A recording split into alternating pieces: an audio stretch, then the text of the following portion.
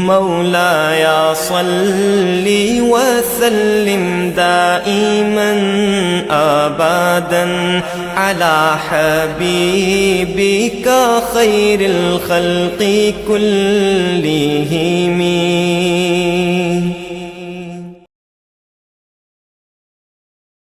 السلام علیکم ورحمۃ اللہ وبرکاتہ. الحمد للہ رب العالمین، الصلاۃ والسلام علی خاتم الانبیاء والمرسلین. فاعوذ باللہ من الشیطان الرجیم، بسم اللہ الرحمن الرحیم.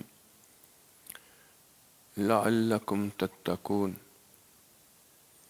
ان اللہ وملائکتہ یصلون علی النبی یا ایہا الذین آمنوا صلوا علیہ وسلموا تسلیما. اللہم صل علی محمد وآلہ وبارک وسلم وصل علیہ. الصلاۃ والسلام علیک یا سیدی یا رسول اللہ وعلی آلک وصحابک یا حبیب اللہ. الصلاۃ والسلام علیک یا نور اللہ وعلی آلک وصحابک یا محبوب اللہ. الحمدللہ حمدن کثیرن طیبا مبارکن، کہ ہمارے مالک نے، ہمارے خالق نے، ہمارے مولا نے، ہمارے اللہ نے اپنے فضل و کرم سے، اپنی رحمتوں سے ہمارے اوپر احسان کرتے ہوئے ہمیں اپنے محبوب کی امت میں پیدا فرمایا ہے. اور اللہ نے ہماری زندگی کی سلامتی کے لیے ہمارے لیے جو ہے یہ سلامتی کا راستہ دین اسلام پسند فرمایا ہے. اللہ تبارک و تعالی نے اپنی رحمتوں کو نچھاور کرتے ہوئے یہ ماہ مبارک بھی ہمیں عطا فرمایا، جس کا پہلا عشرہ سراسر رحمت ہی رحمت ہے. اللہ اکبر. اور اس میں ایک عبادت جو دین کا ستون ہے، روزہ، یہ رکھنے کا حکم دیا. کیوں دیا یہ بھی ساتھ ہی بتا دیا، لعلکم تتقون. اس کا عام مفہوم سمجھنے کے لیے، سمجھانے کے لیے عرض کرتا ہوں تاکہ تمہیں ماننے کی عادت بن جائے. تقوی کا مفہوم یہ ہے کہ اللہ کی ماننا. سب سمپل ترین اس کا جو ہے وہ مفہوم ہے. ایمان ہے اللہ کو ماننا، اور تقوی ہے اللہ کی ماننا.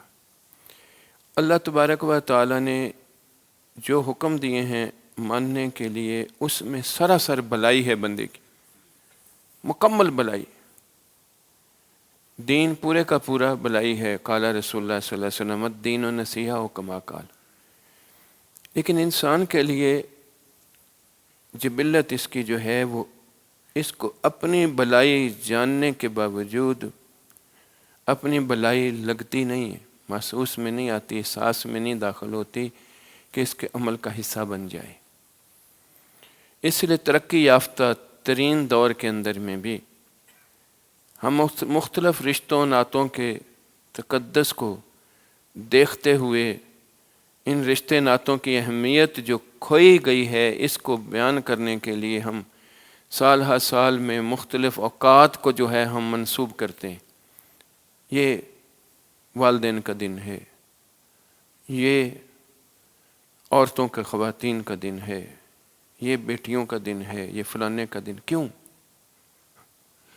اس لیے کہ یہ سارے رشتے ناتے جو تھے یہ تو کوئی 3-4 ہزار سال سے جب تہذیب میں انسان داخل ہو گیا تھا اس وقت سے اس کے پاس موجود تھے. لیکن ان کے اندر میں ایک عجیب و غریب اندھیرا تھا. وہ رشتے جاننے کے باوجود ان رشتوں کی وہ پہچان نہیں رکھتے تھے جس سے ان کا تقدس، اہمیت واضح ہوتی. وہ اس لیے کہ جس نے رشتے بنائے تھے، رشتے بنانے والا مالک جو ہے، جب تک اس کو وہ جو شاہراہ کے قریب ہونے کے باوجود یہ تو جانتے تھے لیکن یہ پہچان نہیں تھی کہ وہ ان رشتے ناتوں کے تقدس کو ہمیں کیا فرماتا ہے. یہ اندھیرے دور کرنے کے لیے اللہ نے استاد کا رشتہ بھیجا، ہمیں اپنے محبوب کو مبعوث فرمایا ہمارے اندر، تاکہ ہمارے اندر اور مبعوث اس طرح فرمایا کہ اس نے ان تمام رشتوں ناتوں کی پہچان کروا دی، اور اس کا دل کا تعلق اللہ کی مخلوق کے ساتھ اتنا واضح تھا، اتنا واضح تھا کہ اس واضح تعلق کے لیے جس کو بھی نظر آتا تھا تو کبھی انکار کی گنجائش نہیں ہوتی تھی۔ اس لیے ہر ایک کے زبان کے اوپر صادق اور امین کا لقب آپ صلی اللہ علیہ وآلہ وسلم کے لیے موجود تھا، یہ جانے بغیر، یہ سنے بغیر کہ یہ اللہ کے محبوب اور اللہ کے نبی ہیں۔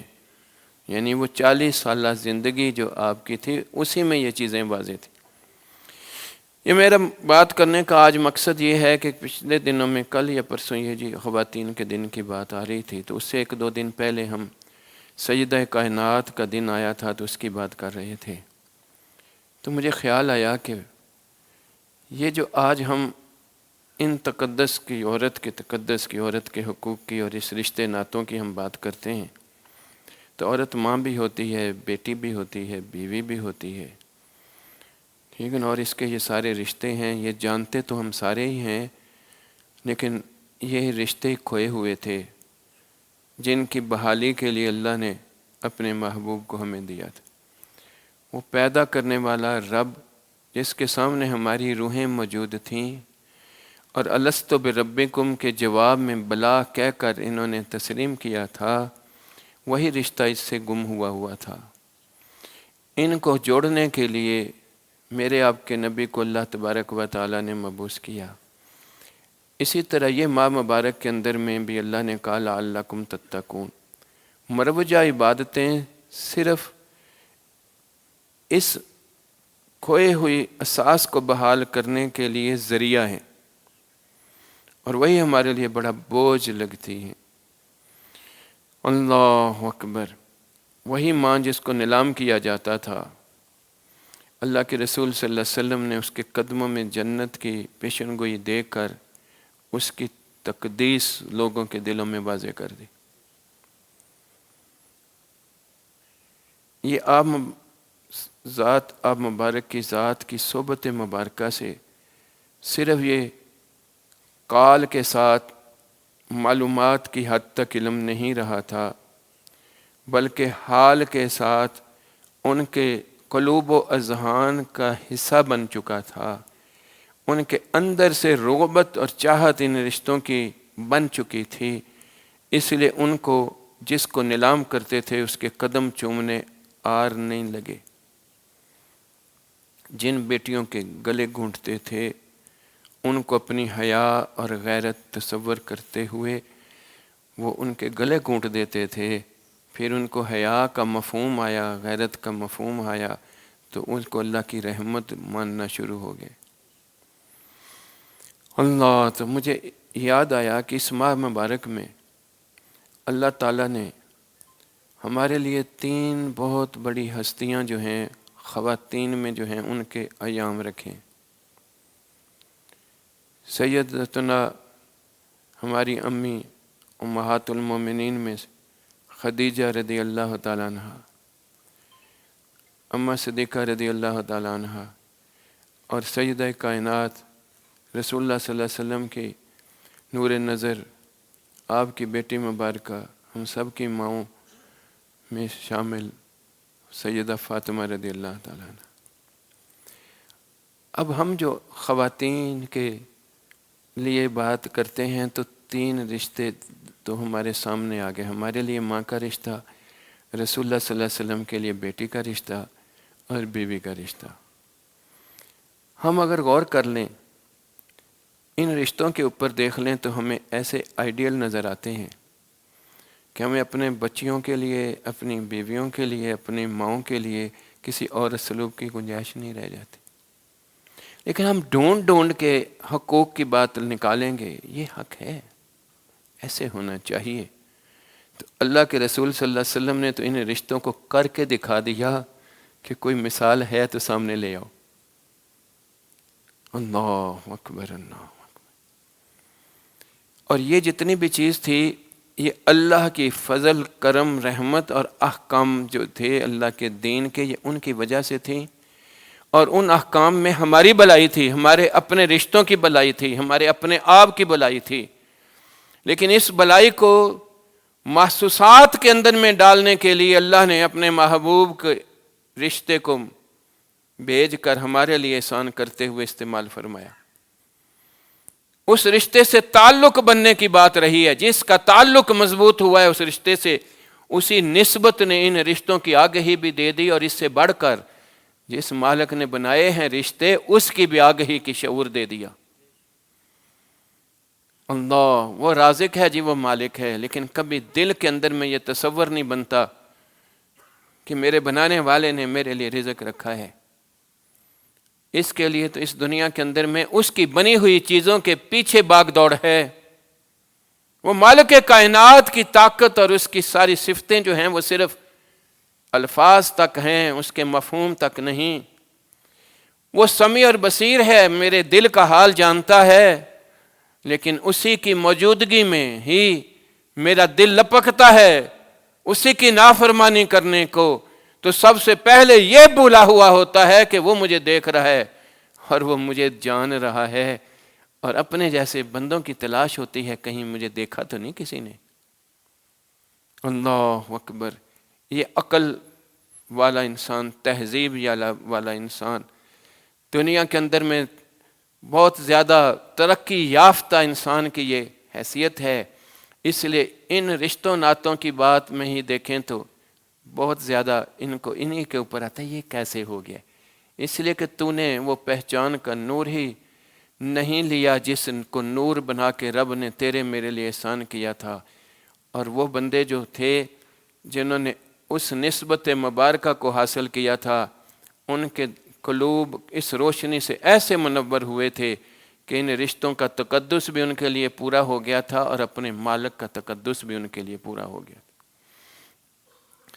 آج ان لوگوں کا، ان تینوں شخصیات کا جو ہے وہ تھوڑا تھوڑا سا ذکر کروں گا، باقی ان کے دنوں کے ساتھ کریں گے، تاکہ ہم آج جو تہذیب یافتہ دنیا نے یوم خواتین کے چکر میں ہم مر رہے ہیں، ہمیں پتہ چلے کہ خواتین ہوتی کیا ہیں۔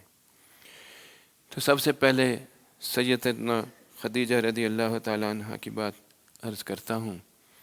اللہ چند باتیں میں نے ان کی ڈھونڈی تھیں کہ اگر یہ دیکھیں تو ہمارے اندر ہم اپنی عقل و شعور کے مطابق جو کام کرنا ہوتا ہے نا، اس کے مطابق ہم چیزوں کو ڈھونڈتے ہیں کسی بھی چیز کے اندر میں۔ کس لیے؟ کیوں نہ ڈھونڈیں؟ کیونکہ اللہ کے رسول صلی اللہ علیہ وسلم کا عجیب و غریب، عظیم و شان والا ایک فرمان ہے، برتن سے وہی چیز باہر آتی ہے جو اس کے اندر ہو۔ اس لیے ہمارے اندر میں جو بات بنی ہوتی ہم اسی کو ڈھونڈنے کے چکر میں پڑے ہوتے۔ اللہ اکبر! سیدنا خدیجہ رضی اللہ تعالیٰ عنہ کے لیے بھی ہم کیا چیز ڈھونڈیں گے، کیا چیز باتیں کریں گے، کیا کہیں گے؟ کیونکہ ہمارے اندر ایک ہرس ہے مال کی۔ ہمارے لیے سب سے زیادہ بات ہوتی ہے رشتوں ناتوں کے تقدس میں، ذرا اچھی مال والا۔ اور ہم یہ کہیں گے، کسی کو بھی پوچھا جائے تو ایک دم سے خدیجہ رضی اللہ تعالیٰ عنہ کے بارے میں بات کیا کہ وہ مکہ کی قریش کی مالدار ترین خاتون تھی۔ یہی آتا ہے نا ہمارے ذہنوں میں، ٹھیک ہے نا؟ پھر وہ جناب یہ نہیں کوئی کہتا کہ وہ ایک گھریلو خاتون تھیں اور عفیفہ اور پاک دامن تھیں، یہ ہم کہیں گے وہ بہت بڑی تاجر تھیں، لیکن کبھی یہ ہمیں نہیں پتا کہ آپ نے کبھی بازاروں میں جا کر اپنے تجارت کے مال کی بات کسی سے کی تھی؟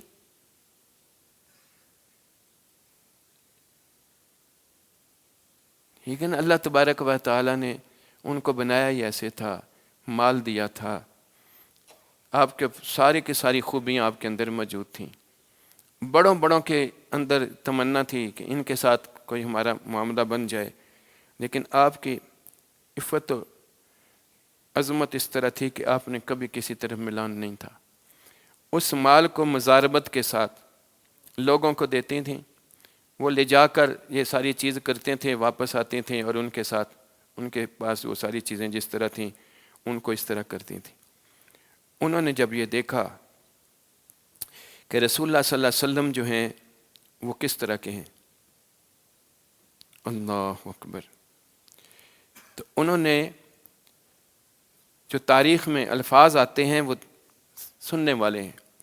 فلما بلغها ان رسول اللہ ما بلغها من صدق حدیث ہی تو الیہ. یعنی انہوں نے یہ معلوم کیا کہ قریش میں ایک محمد صلی اللہ علیہ وآلہ وسلم نامی جوان ہے جو سچائی میں بھی اپنی مثال آپ ہے، امانت و دیانت میں بھی اس کا کوئی ثانی نہیں، حسن اخلاق میں بھی اس کی شان سب سے نرالی ہے. اب تجارت کے لیے بھیجنا تھا تو کرائٹیریا دیکھو، تجارت کی سمجھ بوجھ والا نہیں ڈھونڈا.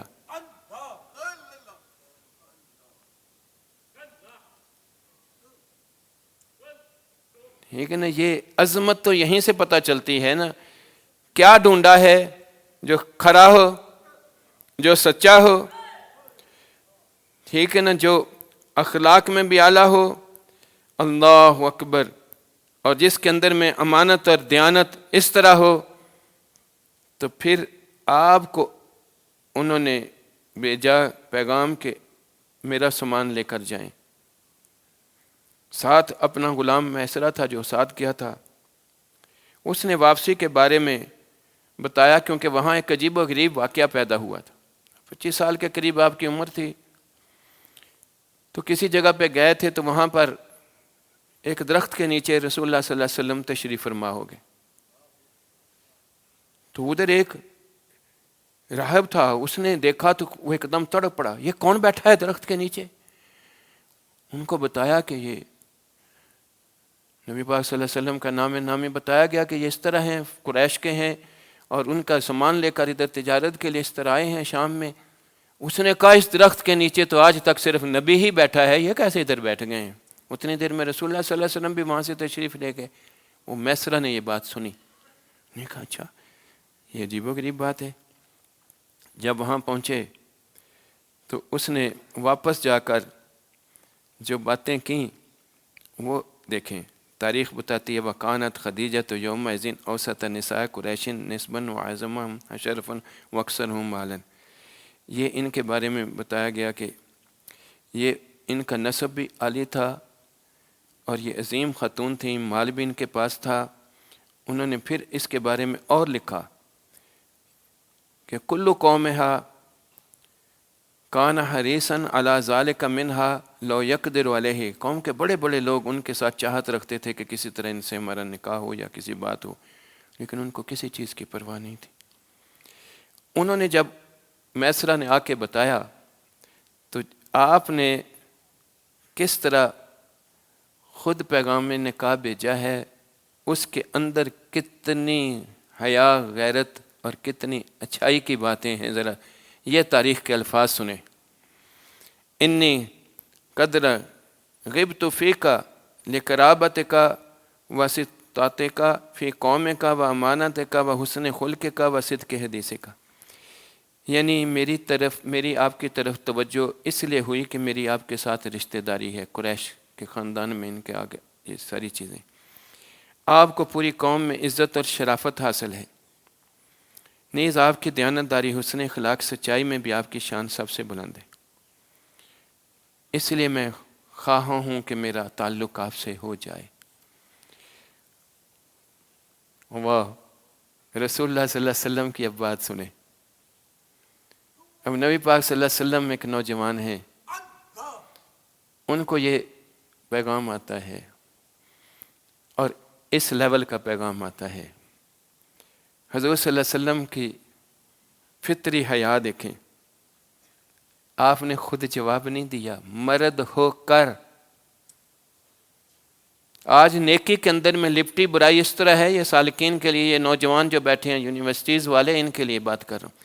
وہ میرے ساتھ لڑکیاں پڑھتی ہیں، وہ میں ان سے بات کرتا ہوں، مجھے سنت میں دیکھتی ہیں، وہ بہت قریب آتی ہیں، میں ان سے بات، میں تیرے پاس لڑکے کیوں نہیں آتے بھائی بات کرنے کے لیے؟ اصل بات یہ ہے کہ تیرا اندر لپکتا ہے، ٹھیک ہے نا، تیرا اندر یہ نیکی کے اندر میں لپٹی وہ برائی ہے جو تجھے نہ ادھر کا رہنے دیتی نہ ادھر کا رہنے دیتی. اور رسول اللہ صلی اللہ علیہ وسلم قدموں میں آپ نے نہیں جواب دیا، آپ نے اپنے چچاؤں کو بات کی. حمزہ رضی اللہ تعالیٰ عنہ اٹھے اور آگے آئے. اللہ اکبر، اللہ اکبر۔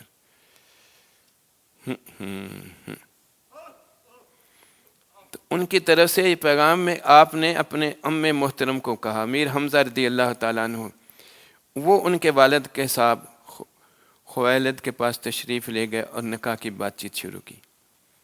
پھر آپ جب ساتھ آ گئیں تو آپ تو حضور اللہ صلی اللہ علیہ وسلم تو دین فطرت کے اوپر پہلے سے موجود تھے۔ اللہ اکبر۔ آپ اس وقت بھی کسی چیز میں شامل نہیں تھے، کیونکہ آپ تو اللہ کے نبی، کبھی بھی کسی اور کرم نہیں، صرف اعلان نہیں باقی تھا، باقی تو ساری چیزیں آپ کی اسی طرح تھیں۔ اس زمانے میں بھی وہ غار میں جا کے آخری دنوں میں بیٹھ جاتے تھے اور اس وقت اس انتظار میں ہوتے تھے، اللہ وہاں پر آپ کو جو ہے یہ ستو اور اس طرح کی چیزیں دینے کے لیے کبھی بی بی صاحبہ خود آ جاتی تھیں، کبھی آپ ہوتے تھے، کئی دن وہاں گزرتے تھے۔ وہی مبارک آئی، آپ تشریف نیچے لائے، جا کر جب بات کی تو انہوں نے کہا یہ تو وہی ہے جو فلانے نبی پہ بھی آیا تھا، اللہ آپ کو ضائع کبھی نہیں کرے گا، میرا پکا ایمان ہے کہ آپ جیسا کوئی انسان دنیا کے اندر میں ہے ہی نہیں۔ یہ آپ کے اندر سے وہ وصف تھا جو بول رہا تھا، چمک رہا تھا، وہ نور جہاں موجود ہو اس کی خصلت ہوتی ہے کہ نور جہاں ہو وہاں موجود نظر آتا ہے، جس پہ پڑ جائے اسے بھی ظاہر کر دیا کرتا ہے۔ تو اس نور نبوت نے واضح کیا تو خدیجہ رضی اللہ تعالی عنہا کے اوپر بھی پڑھنے سے واضح ہو گیا، کہتے ہیں اللہ آپ کو ضائع نہیں کرے گا، تو ایمان لے آئیں آپ پہ اوپر، آپ کو کمبل اڑایا، پھر ہر زیادتی کے ساتھ، اذیتوں کے ساتھ آپ نے بے مثال صبر کے ساتھ اس کا مقابلہ کیا اور پوری تسلی دی، دل کھول کر جتنا بھی آپ کا ساری مال و متاع تھا وہ یہ نہیں پھر کہا کہ ابھی یہ ختم ہو جائے گا، یہ تو ہر ایک کو بانٹ دیتے ہیں، یہ کرتے ہیں وہ کرتے ہیں۔ اس نے اسی طرح جس طرح حضور صلی اللہ علیہ وسلم فرماتے گئے اللہ کے حکم اسی طرح کرتے ہوئے انہی حالات کے اندر میں آ گئی۔ اب یہ بتائیں ہم عورت کی تقدس کی علامت کرتے ہوئے کبھی یہ تقدس ہمیں آیا کہ یہ چیزیں ہم سیکھیں، یہ بات کریں؟ ہمیں رشتوں ناتوں کے لیے کبھی ان چیزوں کی طرف دھیان کی بجائے ہمیں تو دھیان کیا آتا ہے؟ اللہ اکبر، اللہ اکبر۔ آپ نے اپنے رشتے ڈھونڈنے کے لیے کیا کرائٹیریا بنایا؟ امانت والا، دیانت والا، سچائی والا، اس طرح کا۔ ہم دیکھتے ہیں یہ کرتا کیا ہے، اس کی بات کیا ہے، یہ کیا کرے گا، وہاں ہماری بیٹی کو کیا ملے گا۔ رشتوں کا کرائٹیریا یہ دیکھ لیں۔ اللہ اکبر، اللہ اکبر۔ اب دوسرے رشتے کی بات کریں تو ہم یہ میں مختصر کیا، ان کے دن میں انشاءاللہ اور باتیں بھی سنائیں گے۔ سیدنا عائشہ صدیقہ رضی اللہ تعالیٰ عنہ، اب اس ذات کے ساتھ رسول اللہ صلی اللہ علیہ وسلم کی اللہ کے حکم کے ساتھ یہ نکاح تھا۔ تاریخ میں یہ بات بہت واضح ہے، یہ بتایا گیا تھا کہ اس طرح اس کے ساتھ نکاح کیا جائے، اور اس کی وجوہات بھی بڑی عجیب و غریب ہیں۔ اس لیے کہ آپ کی عمر کم تھی، رسول اللہ صلی اللہ علیہ وسلم کے بعد آپ نے کافی دیر تک آپ نے رہنا تھا، اور دین متین کے تمام انوار و تجلیات اور حکم جو تھے وہ آپ کے ذریعے بہت سارے لوگوں تک پہنچنے تھے۔ تو اس قربت کے ساتھ آپ کے اندر میں فقاہت کا، فقیہ کا اتنا بڑا کام ہو گیا جس نے دین کے لیے بڑی جگہوں کے اوپر جو ہے وہ دین کی شکل جو ہے وہ وہاں پہنچا دی۔ حتیٰ کہ خلفائے راشدین اپنی پوری جلالت کے باوجود بہت ساری چیزوں کے بارے میں آپ کے گھر کے باہر کھڑے ہوا کرتے تھے، اما اس کام کے لیے رسول اللہ کا کیا اسلوب ہوتا تھا۔ یہ اللہ تبارک و تعالی نے اس ذات مقدسہ کے ذریعے ہمارے لیے، ہم اپنی سوچوں کے سوچتے ہیں یہ نکاح کیوں ہوا تھا، جو اس کو اللہ کروا رہا ہے تو اور میں کون سے ہوتے ہیں اس باتوں کو سوچنے والے، ٹھیک ہے نا۔ پھر ان کے اس فقیہ ہونے کے ساتھ یہ ساری چیزیں کیونکہ ہر ظاہر اور باطن حضور صلی اللہ علیہ وسلم کا، آپ واحد وہ خاتون ہیں جن کے پاس لیٹے ہوئے بھی اللہ اپنی وحی حضور صلی اللہ علیہ وسلم کے اوپر نازل کر رہا ہے۔ 2 قرآن کی آیتیں ایسی ہیں جو آپ کو ان آیتوں کو نزولی اعتبار سے فرشی نزول کہتے ہیں، کیونکہ ایک رسول اللہ صلی اللہ علیہ وسلم کی ذات مبارکہ ایسی ہے، ایمان کی تازگی کے لیے عرض کر رہا ہوں کہ آپ کسی بھی حالت میں کس جگہ کے اوپر بھی ہیں، اللہ نے آپ کے اوپر وحی نازل کی ہے۔ باقی کسی بھی نبی کو وحی بھیجنے کے لیے اللہ نے پہلے ان کو کہا اتنے دن آپ یہ کام کرو، پھر فلاں جگہ پہ آؤ، وہاں جاتے تھے تو وہاں اللہ کا پیغام ریٹن حالت میں مل جاتا تھا۔ یہ ہے اللہ کا پیغام میرے نبی کے دل میں رب ڈالتا تھا جس حالت میں بھی حضور صلی اللہ علیہ وسلم ہوتے تھے۔ اس لیے نزولی اعتبار سے وحی کو جو ہے، جس طرح صورتیں ہیں ان کے بارے میں وہی ان کو نزولی اعتبار سے کہا جاتا ہے، یہ فرشی ہیں، آپ زمین پہ لیٹے ہوئے تھے۔ اس فرشی سے مراد یہ ہے نہ سوئے ہوئے تھے نہ جاگ رہے تھے، درمیان والی کیفیت تھی۔ سواری والی ہیں، ان کے اوپر اس طرح تھے، آپ فلاں جگہ کے اوپر تھے، اس طرح تھے۔ وہ وہاں والا نزول کے اعتبار سے بھی قرآن کی ترتیب جو ہے وہ موجود ہے۔ شام کو تراویحوں کے اوپر مفتی صاحب ہمیں یہ نزولی اعتبار سے بھی ان صورتوں کا، ان آیتوں کا تھوڑا تھوڑا ہمیں بتاتے ہیں۔ اب اماں عائشہ صدیقہ رضی اللہ تعالیٰ عنہ کے ایک آیت کی بات کرتا ہوں کہ جو نزولی اعتبار سے جو ہے فرشی ہے۔ اماں عائشہ صدیقہ رضی اللہ تعالیٰ عنہ رسول اللہ صلی اللہ علیہ وسلم کے ساتھ معاہدہ شریف میں موجود تھیں۔ نیا اس وقت حالات تھے اور دشمن زیادہ تھے چاروں طرف مکہ میں۔ آپ کے دل میں خیال آیا، حضور صلی اللہ علیہ وسلم ایسے سر رکھتے تھے، ایک دم پھر آپ اٹھا لیتے تھے، پھر ان کے دل میں خیال آیا کوئی باہر پہرے دار ہوتا نا تو حضور تو بڑے آرام سے سوتے۔ اللہ اکبر۔ باہر تھوڑی دیر میں آواز آئی کچھ لوگوں کی، پوچھنے سے پتہ چلا کہ 2 صحابہ نے عرض کی جی ہم آئے ہیں، اس لیے آئے ہیں کہ ہم باہر پہرہ داری کریں۔ حضور نے مسکرا کے اماں کو دیکھا، اس مسکراہٹ میں بات یہی تھی، یہی چانی سا، اور آپ نے اپنا سر مبارک رکھا اور اماں فرماتی ہیں مجھے سانس کے گہرے ہونے کی آواز آئی۔ تھوڑی دیر بعد آپ نے ایک دم آنکھ کھولی تو آپ نے کہا ان لوگوں کو بتاؤ، نام لے کر آپ نے کہا تم جاؤ، میرے رب نے مجھے وہی بھیجی ہے، وہ میں نے محبوب تجھے لوگوں کے اوپر نہیں رکھا، میں تیرے لیے کافی ہوں۔ ٹھیک ہے نا، یہ آیت جو تھی اس کا نزول وہ فرشی ہے۔ اور دوسری آیت فرشی ایک اور ہے نزول کی، وہ سورۃ توبہ کے اندر آیت ہے۔ اللہ تو اماں عائشہ کی بات یہ میں کر رہا تھا کہ ان کو اللہ پاک نے اس طرح اس قربت سے اتنا دین سکھایا کہ یہ ہمارے لیے بہت ساری چیزیں ہوئیں، اور آپ کی وجہ سے تیمم کی آیتیں آئیں، ان وجوہات کے ساتھ جہاں پانی نہ ہو ہمارے لیے یہ چیزیں مل گئیں، اور اس طرح کے بہت سارے مسائل اس طرح کے آئے۔ تو اس طرح آپ کو جو ہے انتہائی قرب کی وجہ سے یہ کمال حاصل تھا۔ ابو موسیٰ اشعری روایت کرتے ہیں کہ حضور صلی اللہ علیہ وسلم نے فرمایا کمل من الرجال کثیر ولا یکمل من النساء الا مریم بنت عمران و آسیہ امرأۃ فرعون۔ آپ نے فرمایا مردوں میں بہت سارے کامل ہوئے ہیں، خواتین میں صرف عیسیٰ علیہ السلام کی والدہ مریم اور فرعون کی بیوی آسیہ ہی درجہ کمال کو پہنچی۔ کبھی ادھر بھی بات کریں گے، ایک تو نبی کی والدہ ہیں اور دوسری فرعون کی بیوی ہیں، جس کو رب چاہے اسی کو نواز دے۔ اللہ اکبر، اس میں رہ کر اس کو اللہ تبارک و تعالیٰ نے کیا شان عظمتیں عطا فرمائی تھیں۔ تو آپ فرماتے ہیں، لیکن اس کے ساتھ ہی آپ فرماتے ہیں وَفَضْلُ عائشہ تعالی النساء کا فضل، اور اما عائشہ کا خواتین میں اس طرح مقام ہے جس طرح کھانوں کے اندر میں سرید کا ہوتا ہے۔ اللہ اکبر۔ آپ کو اللہ نے علم و فقاہت، اخلاق و خلقت، ذکاوت و ذہانت میں جو مقام دیے تھے، وہ جلیل القدر صحابہ کرام جو ہیں وہ بھی دینی مسائل میں حتیٰ کہ 4 خلفائے راشدین آپ سے رہنمائی لیا کرتے تھے۔ ابو موسیٰ عبداللہ شرحی فرماتے ہیں اشکل علینا اصحاب منہ علما، یعنی ہم اصحاب کو جب بھی کسی حدیث یا مسئلہ کے حوالے سے کوئی مشکل درپیش ہوتی تو ہماری نظریں صرف اماں عائشہ صدیقہ کی طرف اٹھتیں اور ہمیں وہیں سے کامل جو ہے وہ معلومات حاصل ہوتی ہیں۔ یہ جامع ترمذی کی حدیث مبارکہ ہے۔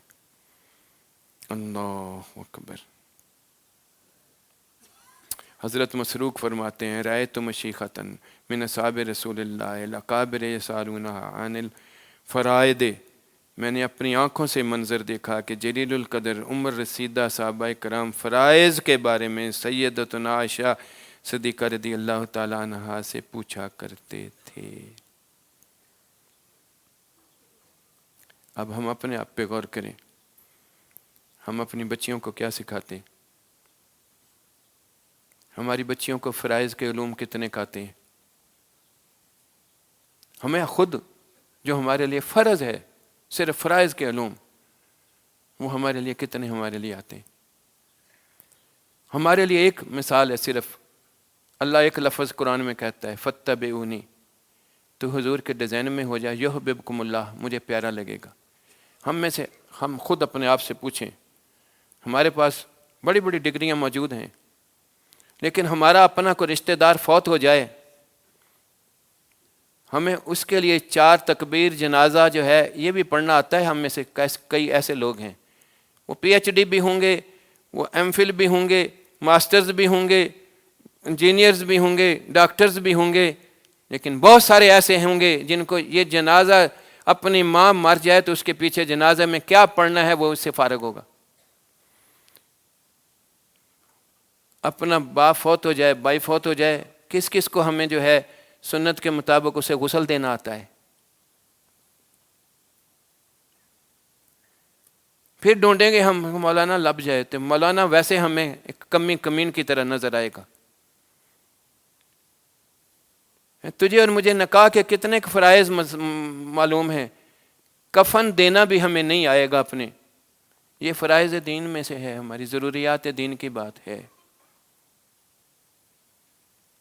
لیکن ہم میں سے ایسے بھی ہیں جو دین جاننے والے، جو 2 گھنٹے تقریر کرنے والے بھی ہیں، انہوں نے کسی وقت یہ باتیں پڑھی بھی ہیں، لیکن انہی سے پوچھ لیا جائے تو ان کو کفن تیار کرنا اور دینا اور اس کو پہنانا اور میت کا غسل، پھر وہ بھی ہمارے لیے مشکل ہوگی۔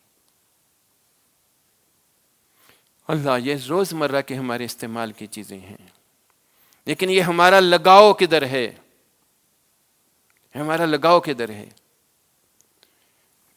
اللہ اکبر، ٹھیک ہے نا، ہمارا لگاؤ کدھر ہے؟ اسی چیز کو بامتے ہوئے یہ دن کا معمول بمطابق فرمان رسول کہ رسول اللہ صلی اللہ علیہ وسلم صبح سے اٹھنے سے لے کر شام اٹھنے تک روزمرہ کا آپ کا معمول کیا ہوتا تھا؟ اتنی سی باریک چھوٹے سائز میں حدیثوں کی روشنی میں حضور کے فرمان کے مطابق آپ لوگوں کے لیے بنائی۔ اچھا ہاں، مطلب وہ ہمارے لیے اہمیت نہیں اس کی، اور اگر اہمیت ہے بھی گھر میں پڑی ہے تو اتنا نہیں کہ صبح اٹھتے ہی حضور ایسے اٹھتے تو اللہ کو میں پیارا لگوں اٹھتے ہی، تو پلیت حالت میں بھی ہوگا تو اس طرح اٹھے گا دل میں اسی طرح کہتے ہوئے اللہ کو تو اس حالت میں بھی پیارا لگے گا، تو پخانہ پیشاب کرتے ہوئے بھی اللہ کو پیارا لگے گا اگر سنت کے مطابق بیٹھا ہوا ہے تو، اس کے مطابق تو نے ادھر جا کے داخل ہوا ہے، نہیں ادھر کی رکھا ہے، ادھر اتنا رکھا ہے بیٹے کہ اس حالت میں بھی تو عبادت میں گنتا ہے، اپنے مالک کے سامنے گنا جاتا ہے، لیکن ادھر ٹھیک ہے نا، وہی ہمارے برتن میں تو وہ چیز نہیں ہے نا، اس لیے بات اس طرح۔ وہ اس لیے معزز تھے کہ وہ عامل قرآن تھے، احکامات کے مطابق تھے، رسول اللہ کے اسوہ کے مبارک تھے، اللہ رضی اللہ تعالیٰ عنہ و رضوا عنہ 14-15 مرتبہ کہہ کے ان کے لیے سندیں عطا فرماتے۔ اب ایک تیسری جوہد کی بھی بات کر لوں۔ اللہ، اب یہاں پر یہ نہیں تھا کہ وہ ان سے کس طرح تھا، وہ باہر دروازوں میں کھڑے ہوتے تھے، پردے سے پوچھے جاتے تھے۔ فقہ کے اندر میں امام اعظم نے بہت ساری چیزیں اس طرح کی لکھی ہیں، حدیث کے اندر میں اس طرح بخاری رحمہ اللہ نے بھی اس طرح لکھی ہیں۔ پھر اماں عائشہ سے پردے سے جب جواب آتا تھا تو پھر اس کے اوپر وہ بات کر، ہاں یہ بات ایسے تھی، ٹھیک ہے نا۔ اللہ اکبر، اللہ اکبر۔ اب ہم بیٹی کے رشتے کی طرف آتے ہیں۔ سیدہ کائنات فاطمہ زہرا رضی اللہ تعالیٰ عنہ، اللہ اکبر، ان کے لیے اخلاق اور کردار اور رسول اللہ صلی اللہ علیہ وسلم نے جس کے لیے اللہ نے پوری کائنات بنائی ہے، انہوں نے آپ کے لیے تربیت کا کیا معیار کیا تھا؟ اللہ اکبر۔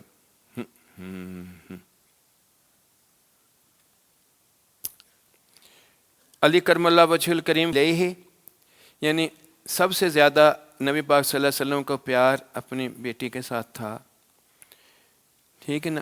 آپ فرماتے ہیں کہ جب میں نے دیکھا یعنی واہ واہ، وہ آٹا پیسنے کے لیے چکی چلاتی تھیں، ادھر چھالے پڑ جاتے تھے، ان کے ہاتھوں کے نشانوں کے اوپر اس طرح مشک جب ادھر اٹھاتی تھیں تو جسم اور گردن اور سینے پر بھی ہوتا تھا، کپڑے غبار آلود ہو جاتے تھے۔ جب صفائی کرتی تھیں تو میں نے انہیں کہا کہ بہت ساری باندیاں آئی ہیں، تم جا کر حاضر ہو کر رسول اللہ صلی اللہ علیہ وسلم سے مانگ لو۔ وہ گئیں، پردے میں بیٹھی رہیں، صحابہ بیٹھے تھے تو انہوں نے کوئی بات بھی نہیں کی رسول اللہ صلی اللہ علیہ وسلم سے۔ یہ بیٹی کا حیا ہے جس کے لیے حضور اٹھ کر چادر بچھا دیا کرتے تھے، سب سے آخر میں اس کو مل کر جاتے تھے، واپسی پہ سب سے پہلے اس کے ساتھ ملاقات کرتے تھے۔ اگلے دن رسول اللہ صلی اللہ علیہ وسلم گھر میں گئے، کہا تم کل آئی تھیں، حیا کی وجہ سے آپ پھر بھی خاموش رہیں۔ اللہ اکبر۔ علی کرم اللہ وجہ الکریم نے فرمایا، یا رسول اللہ، میں عرض کرتا ہوں، یہ گھر کے سارے کام کرتے ہیں تو میں نے چاہا تھا کہ کچھ اس کی خدمت میں اس طرح آ جائے۔ تو حضور صلی اللہ علیہ وسلم نے نصیحت کیا فرمائی؟ اللہ اتق اللہ یا فاطمہ وَأَدِّ فریدہ، اے فاطمہ اللہ سے ڈرتی رہو، اپنے رب کے فرائض پورے کرتی رہو، گھر والوں کے کام کرتی رہو۔ ہم بچیوں کو کیا نصیحتیں کرتے ہیں؟ اپنی عزت بنانا، ہم کو مرے کھڑے پھرے نہیں ہیں، عزت والے لوگ ہیں۔ عزت بنانا کیا ہے؟ تن کے رکھنا، جس کو ہم پنجابی میں کہتے ہیں۔ اور رسول اللہ صلی اللہ علیہ وسلم کیا فرما رہے ہیں؟ اپنے گھر والوں کے کام کرتے رہنا، اللہ کے حکموں کے مطابق رہنا، حالات دیکھ بھی رہے ہیں، پیار سب سے زیادہ ہے، لیکن اسلوب کیا بتایا گیا ہے؟ وہ تیرا گھر ہے، تو نے نبھانا ہے۔ ہم کیا بناتے ہیں، کیا بتاتے ہیں؟ یہ بیٹی کا رشتہ ہے جو اللہ کے رسول صلی اللہ علیہ وسلم نے یہ فرمایا تھا۔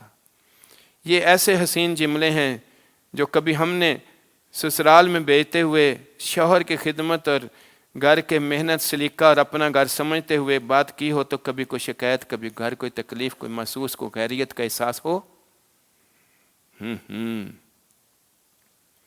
تو حضور صلی اللہ علیہ وسلم نے پھر فرمایا کہ تم جب اپنے بستر پر جاؤ 33 مرتبہ سبحان اللہ، 33 مرتبہ الحمدللہ اور 34 مرتبہ اللہ اکبر پڑھ لیا کرو، یہ تمہارے لیے خادم سے بہتر ہے۔ ہم اگر کہیں تم بیٹے نماز پڑھا کرو، نماز میں بڑی برکت ہوتی ہے، صبر یہ ہوتا ہے، تو ہمارے اتنا روٹی کھا مل لب جائے گی۔ ہم اتنی عجیب و غریب کفر والی باتیں ہمارے منہ سے ہماری عورتیں نکال دیں گی اپنی بچیوں کے لیے نادانستہ طور پر۔ یہ ایسے ایسے کلمات ہیں جو ہم ایک دم سے بول دیتے ہیں نہ جانے ہوئے کہ فرائض کا علم کیا ہے، اور اس سے جو ہے وہ ہم دائرہ اسلام سے بھی باہر نکل جاتے ہیں، ٹھیک ہے نا۔ اس لیے کہ برتن سے وہ چیز آتی باہر نکلتی ہے جو اس کے اندر ہو۔ ہم مسلمان کے گھر میں تو پیدا ہوئے، یہ رمضان کی پکار یہ ہے لعلکم تتقون، یہ پکار ہے اس رمضان کی لعلکم تتقون۔ لیکن آج ہم یوم خواتین تو منانے کے چکر میں ہوں گے، لیکن ان خواتین کے ان رشتوں کو جو ہمیں دین نے بلائی میں ہمیں عطا کر دیا تھا، کبھی یہ رول ماڈل کے طور پر ہمارے لیے بیان ہونے مشکل ہوں گے، ٹھیک ہے نا۔ ہمارے لیے ٹریسا اور فلانا اور ٹینگڑے کی باتیں تو آئیں گی، لیکن کبھی ان کی باتیں ہمارے لیے نہیں آئیں گی جن کے قدموں کی مٹی کے برابر بھی کسی کی عظمت و شان نہیں پہنچ سکتی، ٹھیک ہے نا۔ اس لیے دین اسلام سے بڑی اللہ کی بلائی کوئی اور نہیں ہے، لیکن وہی ہمارے لیے بوجھ کی بات رکھتی ہے۔ تو لعلکم تتقون کی تو مثال اس لیے ہے کہ اس کے اندر میں ان کے اندر میں یہ تقوی و طہارت داخل کیسے ہو گیا تھا. رمضان تو آج بھی اسی طرح آتا ہے، اس لیے کہ وہ ایمان کا نور جو کسی کے بھی سینے میں گیا تھا رسول اللہ کے سینے کے اندر تھا، اور وہی تقوی و طہارت آپ نے فرمایا تقوی ہا ہونا، یہ تو اس سینے کے اندر کی دولت ہے جس کا تعلق بنا تھا نسبت سے اسی سینے کے اندر میں وہ پہنچا تھا. آپ نے فرمایا اس معدن جو ہے اس کا خزانہ تقوی کا وہ اللہ کے لوگ ہیں جن کے اندر اللہ نے یہ میرا ڈر ڈالا ہے، میرا ذکر ڈالا ہے ان سینوں کے اندر. ان کے قریب جاؤ وہ تقوی کی کنجیاں ہوتی ہیں. میری رحمت ان محسنین کے پاس ہوتی ہے جن کو ایسے لگے کہ وہ گویا رب کے سامنے ہوں، کاننا کا طرح اسے دیکھ نہیں سکتے تو وہ تو انہیں دیکھ رہا ہے نا. لیکن ان لوگوں کی صحبت اور سنگت تمہارے اندر یہ تقوی کا نور ڈال دے گی. آج اسوہ مبارکہ کی باتیں آسان ہیں ہمارے لیے، اور حقوق کی بات کرنا بڑا آسان ہے، لیکن فرض ہمارے لیے مشکل ہے. اپنے فرائض کو نبھانا شروع کرے تو میرا مالک کہتا ہے تیرے حق میں لے لوں گا، کہ تو میرے حقوق کی اپنے حق چھوڑ کے تو میرے لیے اپنے فرائض پورے کر رہا ہے، تو تیرا جو دوسروں کے اوپر حق ہے وہ میں تیرے الگ کروا دوں گا. تو ہم خود لینے کے چکر میں مرے رہتے ہیں، کبھی مالک کے اوپر ڈال کے تو دیکھیں نا. ہر بندے کو سب سے پہلے بات کیا آتی ہے؟ میرا حق نہیں. کبھی یہ سوچا میرا فرض کیا ہے؟ بات تو صرف اتنی سی ہے. ماں کے ساتھ میں مکالمے میں کے اندر بات ہوتا ہے میرا حق نہیں، ماں جڑیا مینوں میرے لیے، میرا باپ اس طرح. کبھی یہ دیکھا ہے تو نے تیرے ماں اور باپ کے ساتھ حق کیا ہے، فرض کیا ہے تیرا؟ تجھے کہتا ہے اللہ پاک احسان والا بن، تجھے کہتا ہے تو اوف نہ کر. نہیں یہ کوئی بات ہے؟ تولتا ہے اس کو بھی اپنے ساتھ. تو صرف اتنا کر، رب تیرے لیے اتنا کرے گا کہ تیری آنے والی اولاد کو تیرے لیے اس وقت ایسا بنا دے گا جس کا تو نے سوچا بھی نہیں ہوگا. ٹھیک ہے نا؟ اسی لیے قرآن میں واضح لفظوں میں کہا جو تو کرے گا وہی تیرے سامنے لایا جائے گا. اللہ اکبر. تو رمضان کی یہ جو لعلکم تتقون ہے، اس کی ایک جوہت یہ بھی ہے. اس لیے اس جوہت کی طرف ذرا ہم دھیان کریں، اپنے ان حقوق کے لیے ان فرائض کو دیں. اور رول ماڈل بنانا ہے تو سب سے بڑا رول ماڈل ہر پہلو کے لیے ہمارے نبی کو رب نے بنا کے بتایا ہے. ٹھیک ہے نا؟ پھر اس نبی سے جو رشتے استوار ہوئے ہیں ان رشتوں کو بنا کے بتایا ہے. ٹھیک ہے نا؟ اس لیے آج میں نے ذہن میں بات آئی تھی یہی کہ خواتین کے دن آنا ہے، یہ 8 مارچ کے 7 مارچ ادھر. تو خواتین کے 3 رشتے میں نے اس ماہ رمضان کی میں جو دن آتے ہیں ان کے حوالے سے میں نے چند معروضات عرض کی. لیکن جب تک یہ دلوں کے اندر وہ روشنی نہ ہو، یہ دماغوں کے ساتھ باتیں کرنی تو بڑی آسان ہوں گی، تبصرے بھی ہم کریں گے، دوسروں کو بھی بتائیں گے ساری چیزیں، لیکن خود وہی بات ہوگی کہ حق میرا نہیں ہے، حق کو مر، تیرا فرض کیا ہے کبھی وہ تو دیکھ اپنے رب کے سامنے. تو اس لیے اللہ پاک ہمیں یہ رمضان کی پوری انوار ہمارے ساتھ کر دے. یہ رحمت کا شرح ہے، اس میں اللہ یہ رحمت ہمارے لیے ڈال دے. وآخر دعوانا الحمدللہ.